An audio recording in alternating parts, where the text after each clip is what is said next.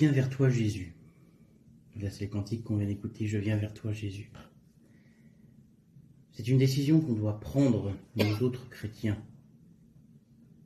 Nous qui nous disons de l'Éternel, qui nous disons de Christ, nous devons prendre cette décision d'aller vers Jésus. Alors, qu'est-ce que ça représente concrètement? Comment est-ce qu'on vient vers Jésus? Et surtout, qu'est-ce que ça représente réellement dans notre vie? Parce que on dit, je viens à Jésus, je viens à toi, oui Seigneur, je m'approche de toi, je veux que tu viennes vivre en moi, je veux vivre en toi. Et pourtant, à d'autres moments, on peut se dire, oh, j'ai pas envie de prier, j'ai pas envie de lire ma Bible. Seigneur, pas tout de suite.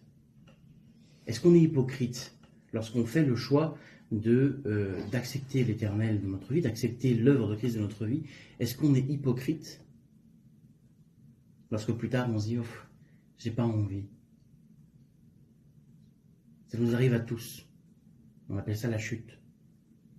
On appelle ça se tromper. On appelle ça se laisser séduire. On va lire un passage de la Bible, dans Matthieu, au chapitre 13, c'est la parabole du semeur. On va lire les deux passages du chapitre qui va nous intéresser. D'abord la parabole que Jésus donne à la foule. Le semeur sortit pour semer. Comme il semait, quelques grains tombèrent le long du chemin. Les oiseaux vinrent et les mangèrent. D'autres tombèrent dans les endroits pierreux où il n'avait pas beaucoup de terre. Ils levèrent aussitôt parce qu'ils ne trouvèrent pas une terre profonde. Mais quand le soleil se leva, ils furent brûlés et séchèrent faute de racines. D'autres tombèrent parmi les épines. Les épines montèrent et les étouffèrent. D'autres tombèrent dans la bonne terre. Ils donnèrent du fruit, un grain 100, un autre 60, un autre 30, que celui qui a des oreilles entende. Et plus loin, où Jésus explique la parabole au verset 18. « Vous donc écoutez ce que signifie la parabole du semeur. Lorsqu'un homme écoute la parole du royaume et ne la comprend pas, le malin vient et enlève ce qui a été semé dans son cœur. C'est celui qui a reçu la semence le long du chemin. Celui qui a reçu la semence dans les endroits pierreux, c'est celui qui entend la parole et la reçoit aussitôt avec joie. Mais il n'a pas de racine en lui-même, il est l'homme d'un moment. Et dès que survient une tribulation ou une persécution à cause de la chute, persécution à cause de la parole, il y trouve une occasion de chute. Celui qui a reçu la semence parmi les épines, c'est celui qui entend la parole, mais en qui les soucis du monde et la séduction des richesses étouffent la parole et la rendent infructueuse. Celui qui a reçu la semence dans la bonne terre, c'est celui qui entend la parole et la comprend. Il porte du fruit, et un grain en donne 100, un autre 60 et un autre 30. Lorsque nous venons à l'Éternel, nous sommes une terre. Et lorsque Christ fait son œuvre dans notre vie, il transforme cette terre pour en donner une bonne terre. Dans la parabole, Jésus nous donne les cas de figure dans lesquels nous pouvons recevoir la parole et la manière dont nous allons la traiter. Celui qui reçoit le grain au bord du chemin, c'est celui qui entend parler du Seigneur, mais n'attache pas d'importance vraiment à ça. Ça ne l'intéresse pas vraiment. C'est pas compliqué pour Satan de venir et effacer la parole qu'il a reçue. C'est quelqu'un qui ne s'intéresse pas à ça, il s'en fiche. La personne qui reçoit le grain dans la pierre, c'est le chrétien émotionnel. Oui, il connaît Jésus, oui, il a fait une rencontre avec Jésus, mais c'est tout dans l'émotion, tout dans l'instant présent. On vient le dimanche, on se fait du bien, on se fait plaisir. Oui, c'est vrai, Jésus, tu nous aimes. Ah, ça fait du bien de se le rappeler. C'est l'émotion, c'est émotionnel, ça fait un bouillon. Et dès qu'on arrive lundi matin au travail, on a oublié tout ce qui s'est passé le dimanche, on a oublié ce que le Seigneur nous a dit. Le dimanche, oui, vive l'Éternel, et le lendemain, on oublie. C'est l'émotion, ça ne dure pas. L'homme qui reçoit le grain dans les épines, c'est l'homme du compromis. Lui, il a compris que la voie est bel et bien la voie de la croix, la voie vers Jésus. Il a bien compris qu'il y a moyen d'aller plus loin avec Christ et que, voilà, il a compris qu'il y a Galates 2:20. Ce n'est plus moi qui vis, c'est Christ qui vit en moi. Il a compris. Seulement, il aime bien les choses du monde. Il aimerait bien concilier les deux. Alors oui, Seigneur, tu me donnes ça, je veux bien que tu me donnes ça, mais ça dans ma vie, j'ai pas vraiment envie de le laisser. J'ai pas envie de le lâcher. Seigneur, moi j'aime bien ça. Il n'y a pas moyen de concilier les deux. Ça, c'est le compromis. Mais il n'y a pas de compromis avec l'Éternel. Il n'y a pas de compromis à avoir. Et ça, c'est pareil, que ce soit dans nos vies, que ce soit même dans une église. Dans une église ne doit pas avoir de compromis non plus. Je m'explique. Si un pasteur, si des anciens d'une église sont dans le compromis de oui, nous sommes chrétiens, mais nous acceptons des choses du monde parce que ça attire, c'est une église qui est dans le péché instantanément. Il n'y a pas de compromis à avoir. C'est tout de Christ, que pour Christ. À partir du moment où il y a un compromis, on corrompt le grain. On corrompt la terre dans laquelle le grain va pousser. Et le risque, si le grain germe, ce grain qui a été corrompu par une terre corrompue, une terre pleine d'épines, pleine de compromis, eh bien, ce grain va quand même donner du fruit. Et ce fruit sera pour qui? Sera pour les autres. Et donc, ce n'est plus Christ que l'on prêche, mais un faux Christ. On va prêcher quelque chose de faux en disant oui, c'est de l'Éternel, alors qu'en réalité, c'est un grain corrompu et on donne une image fausse de qui est Christ, qui est l'Éternel pour l'humanité, et on va aller planter ces graines-là dans le cœur des chrétiens. Où on va dire, oui, on peut accepter un petit peu l'ambiance festive dans une église, on peut accepter des néons, on peut accepter de la batterie, on peut accepter de la musique rock, on peut accepter du rap, on peut accepter je ne sais quelle autre séduction du monde dans l'église. Parce que ça attire, ça donne envie, c'est attrayant. Mais le Seigneur, on n'a pas besoin de lui faire sa publicité avec des néons ou avec des spots. On se doit d'être effacé, d'être mort, pour que Christ, lui, puisse dire, regardez, je suis comme ça. Regardez qui je suis. L'Éternel, ça ne l'intéresse pas qu'on lui fasse sa publicité, entre guillemets. Il le fait très bien. Et c'est ça qu'une église doit faire. Il n'y a pas de compromis à avoir. Pas de compromis. Tout par Christ pour Christ. Parce que la conséquence, c'est que nous, lorsque nous parlons au nom de Dieu, nous engageons notre responsabilité. Nous engageons notre voix. Et un jour, si nous sommes dans le compromis, nous allons nous retrouver dans l'Éternel qui nous dira « Je ne t'ai pas connu. Je ne t'ai pas connu. Mais enfin, j'ai fait ta publicité, j'ai parlé de toi. Regarde, on a fait tout ça. » Mais ça, ce ne sont pas mes œuvres, c'est ton œuvre, ce n'est pas moi. L'homme que tu décris là, le Dieu que tu décris là, ce n'est pas moi. Dans l'Apocalypse, chapitre 13, verset 16, « Ainsi, parce que tu es tiède et que tu es ni froid ni bouillant, je te vomirai de ma bouche. » Vous voyez ce que ça donne le compromis? Quand on est tiède, quand on est mélangé, je te vomirai de ma bouche. C'est extrêmement fort, la manière dont il le dit le Seigneur. Et pourtant, c'est vraiment ça. Donc, je parle d'une église, oui, mais je parle également de notre cœur. Dans notre cœur, il ne doit pas non plus y avoir de compromis. Mais alors, pourquoi est-ce que, j'ai envie de servir le Seigneur, j'aime le Seigneur, vraiment, je suis sincère lorsque je le dis, mais pourquoi est-ce que je pêche? Pourquoi est-ce que, derrière, je me dis, là, j'ai pas envie de lire ma Bible, je préfère regarder le dernier épisode de ma série, ou j'ai pas envie, ou alors parfois même, on se dit juste, mais pourquoi est-ce que, si je choisis l'Éternel, est-ce que, lorsque m'arrive une épreuve dans ma vie, je ne pense pas tout de suite à Dieu et que je ne me confie pas tout de suite en lui? Pourquoi est-ce que je prends toujours du temps à me rebeller, à m'énerver, à m'agacer ou à choisir quelque chose qui vient du monde?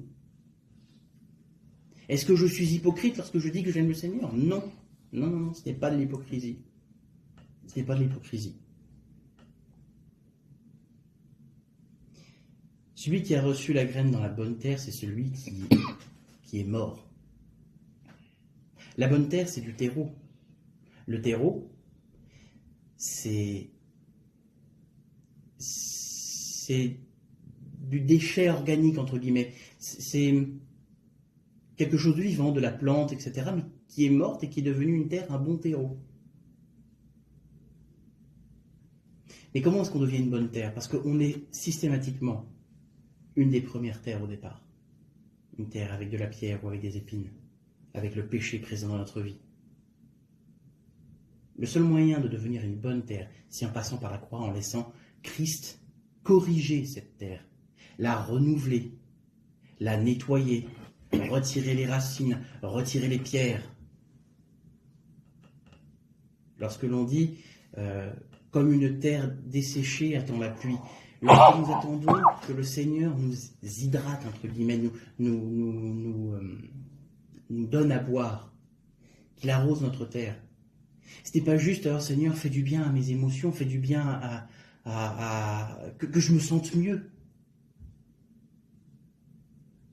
Lorsque l'on dit Seigneur, j'ai soif de toi, c'est parce que ma terre, qui n'est pas bonne à recevoir ton grain a besoin d'abord d'être emplie de toi, d'être arrosée, d'être irriguée par ton esprit pour que le grain, la parole que tu as mis dans ma terre puisse mourir, germer, pousser et donner du fruit, mais le fruit selon ton cœur. Et le seul moyen d'arriver à être renouvelé, à être restauré, c'est en passant par la croix. Et alors qu'est-ce qui se passe quand nous passons par la croix? Notre chair est morte sur la croix. C'est une vérité établie. C'est un fait. Le jour où Christ est monté sur la croix, la chair est morte sur la croix. Les péchés présents, passés, à venir ont été lavés dans le sang de Jésus. On peut partir déjà sur cette base qui est nette. Il n'y a aucun doute à avoir là-dessus. Mais alors pourquoi est-ce que je pêche?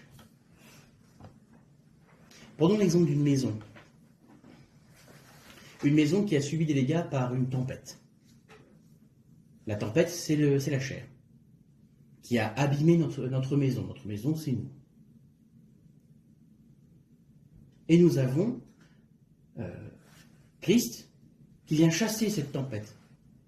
Par son sacrifice, Jésus a détruit la chair. La chair est morte sur la croix. Donc la tempête est passée. Mais il y a toujours des dégâts sur la maison. Et donc nous, ce que nous demandons, c'est que le Seigneur vienne à l'intérieur de notre maison pour la restaurer, la réparer. À l'instant T, notre maison est abîmée. Il y a des dégâts. Elle a besoin d'être restaurée, mais ça prend du temps.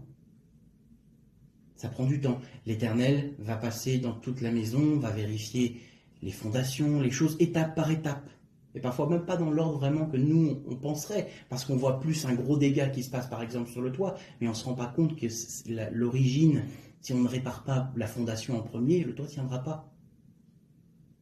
Donc l'Éternel va faire les choses dans l'ordre, va faire les choses correctement. Et alors, petite question, pourquoi est-ce qu'il ne le fait pas d'un seul coup? Ce serait simple, ce serait facile. Pourquoi est-ce que... Parce que Seigneur, voilà, en un claquement de doigts, un mot de ta bouche, Seigneur, et mon âme est restaurée. Je suis lavé de tout péché définitivement, je ne pécherai plus. Pourquoi, Seigneur, pourquoi est-ce que tu ne le fais pas tout de suite? La réponse n'est pas si compliquée que ça, c'est parce que nous sommes soumis au temps. L'Éternel, pour lui, la restauration de notre cœur, de notre âme, elle est faite. Elle est réalisée, c'est fait. Mais pour nous qui sommes soumis au temps, parce qu'il ne faut pas oublier que à partir du moment où on est de Christ, nous ne sommes plus de ce monde. Mais nous sommes dans ce monde. Et nous sommes soumis au temps. Si vous lisez dans Lévitique, je ne sais plus quel chapitre, mais vous avez un long passage qui explique la marche à suivre en cas de lèpre. Pour que quelqu'un de lépreux, quelqu'un devenu impur, soit de nouveau pur, ça prend beaucoup de temps. Beaucoup de temps. Quelque chose qui a été corrompu prend du temps à être rendu de nouveau pur. Et on ne va pas se le cacher, nous sommes des hommes. Si nous étions changés comme ça du jour au lendemain, il y a de très grandes chances que l'orgueil vienne s'en mêler. Ça ne me semble pas vraiment Ça ne me semble pas vraiment absurde de dire ça, sachant que c'est limite le propre de l'humain, c'est le péché originel même, c'est ce avec quoi Satan cherche sans cesse à nous faire tomber, l'orgueil. Donc oui, ça prend du temps. Et c'est normal que ça prenne du temps. Parce que le Seigneur va aller chercher jusqu'au plus profond de la racine du péché pour venir la retirer, l'enlever, la brûler et mettre à la place de la bonne terre, du terreau. Et il ne va pas y aller d'un seul coup avec violence, avec une force brute. Le Seigneur, ce n'est pas sa manière de faire. Le Seigneur, on le dit de temps en temps, c'est un gentleman. Il fait les choses bien. Il fait les choses avec douceur, avec patience, avec calme. Lorsqu'il voit que ça nous chauffe trop, que ça nous fait mal et qu'on rechigne un petit peu, il s'arrête. Pour ensuite nous demander, allez, je peux continuer maintenant. Je peux continuer. Je vais aller chercher jusqu'au bout. Pour retirer jusqu'à la pointe de la racine du péché, pour la retirer, pour pouvoir restaurer ton âme. Il va aller chercher jusqu'au plus profond des fondations de la maison pour pouvoir la restaurer. Mais si vous décidez de vivre par la croix, si vous décidez de vivre selon Christ, vous allez vous rendre compte que l'Éternel va changer votre cœur. Puisqu'il va aller chercher le péché à la racine, elle va aller chercher jusqu'au plus profond de notre cœur. Notre péché va venir corrompre notre cœur. Et l'Éternel va agir du coup directement au plus profondément de notre cœur. Et vous vous rendrez compte au bout d'un certain temps que certaines choses ne vous agaceront plus, ne vous énerveront plus. Lorsque le Seigneur vous dira, tiens, il y a ça comme problème dans ta vie, il faudrait le régler, vous ne rechignerez plus à dire, d'accord Seigneur, très bien, tu as raison. Votre cœur aura changé. Le péché sera effacé. La réparation aura été faite. La restauration aura été faite. Lorsque le terreau, la terre, est rétablie, parfois on peut voir des mauvaises herbes qui poussent sur cette terre-là. Ça, c'est parce qu'on a chuté, on a été faible et on a été séduit par Satan. Puis on a eu envie de regarder la chair qui est sur la croix, et quand on ne regarde pas devant nous, on tombe. Et on se dit, c'est vrai que ce péché-là, il est bien agréable, et boum, et on chute. Et oui, parce que nous sommes des hommes, nous sommes faillibles.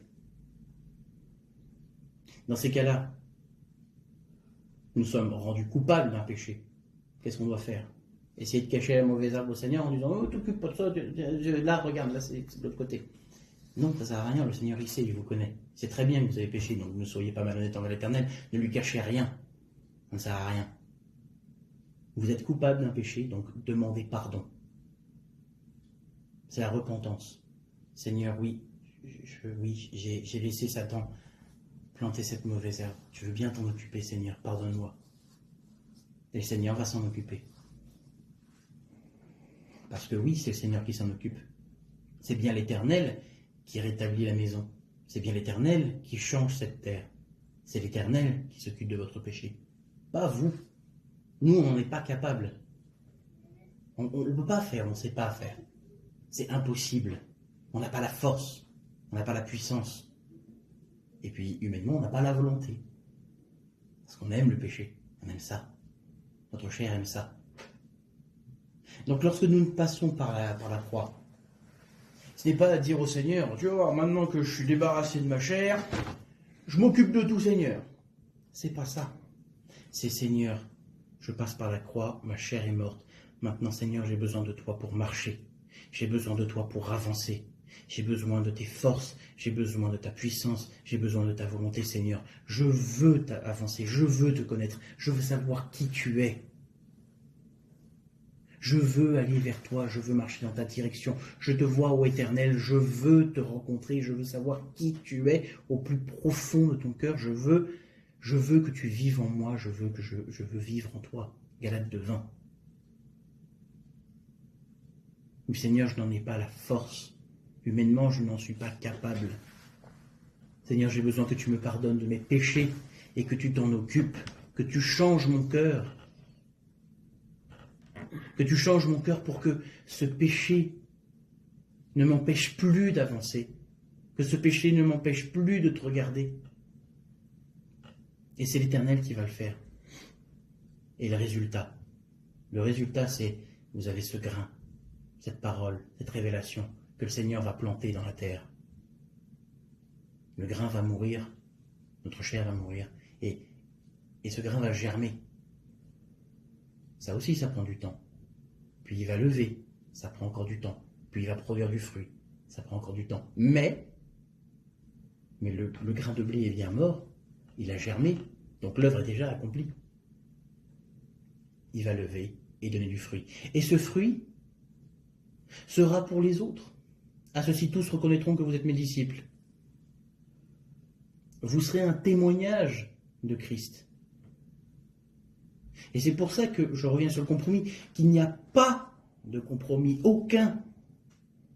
Parce que ce fruit qui est pour les autres, si vous allez le corrompre avec votre péché ou avec votre volonté de vouloir mêler les choses du monde avec l'Éternel, ça donnera du grain corrompu et ce sera une occasion de chute pour les autres. Rendez-vous compte de la responsabilité lorsque l'on ose parler de Christ. Nous devons le faire avec droiture. Comment est-ce qu'on le fait avec droiture? Par notre propre force, c'est impossible. Seigneur, je dois mourir pour que ta parole, ta vérité, ton image puisse être montrée aux autres, à travers moi.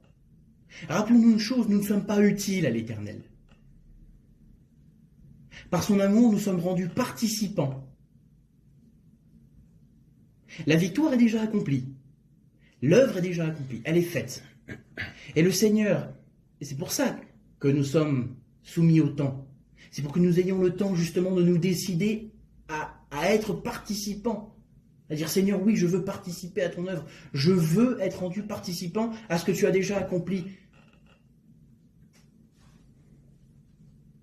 Et pour ça, nous devons être morts. Puisque nous ne pouvons toucher à l'œuvre de Dieu et nous en tirer de la gloire. Nous ne pouvons pas toucher à l'œuvre de Dieu, nous ne pouvons pas toucher à la gloire de Dieu. Sinon, il nous vomira de sa bouche.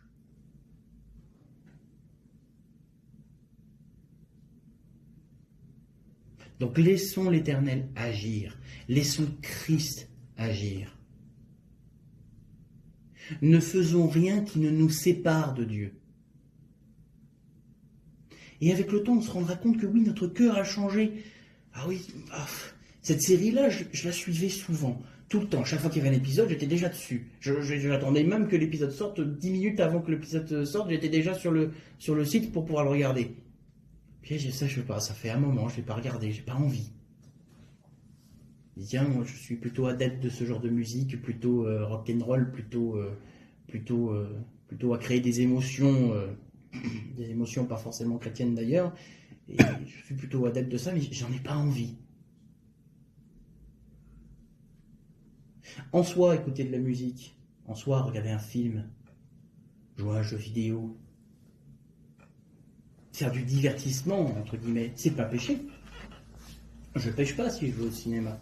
Je pêche pas si je vais écouter de la musique. Je pêche pas si je vais jouer à un jeu vidéo en soi. Seulement, est-ce que ce divertissement ne prend pas le pas sur notre relation avec l'Éternel? Là où ça devient péché, c'est lorsque le Seigneur nous dit « Tiens, j'ai quelque chose à te dire, tu devrais prier pour telle personne ou telle chose. » Et qu'on se dit « Oh, il y a mon épisode qui vient de sortir, on voit ça après. » Là oui, là c'est un problème. Là c'est un problème. Et c'est ce que je dis, nous n'avons pas la force, nous on a vraiment envie de faire toutes ces choses-là, qui en plus ne sont pas mal en soi. Mais on a envie de le faire. Et lire sa Bible, prier... ça peut être barbant. Mais est-ce que lorsque l'Éternel fait son œuvre dans notre vie, lorsqu'il change cette terre, lorsqu'il l'arrose et qu'il irrigue cette terre, lorsqu'il y ajoute son terreau, lorsqu'il retire les pierres, c'est naturellement, vous allez vous rendre compte que vous n'avez même plus envie de de faire autre chose. Chuter, on le fera toujours. Nous sommes humains. C'est toute notre vie que nous allons pécher. Mais notre cœur a changé. Notre cœur change déjà. Et nous n'avons envie qu'une seule chose, c'est Seigneur, je veux te connaître. Tu es en premier dans ma vie. Tu es mon roi, tu es mon sauveur, mon libérateur, tu es mon souverain. Je t'aime, Seigneur. Seigneur, viens et change mon cœur. Brise ce vase. Seigneur, que je sois rempli de ton amour, que ta parole puisse germer et donner en moi du bon fruit, pour que ton œuvre s'accomplisse, pour que je sois rendu participant à ton œuvre pour les autres. Et qu'au nom de Jésus, toute la gloire, pleine et entière, te soit rendue. Amen. Que le Seigneur vous bénisse.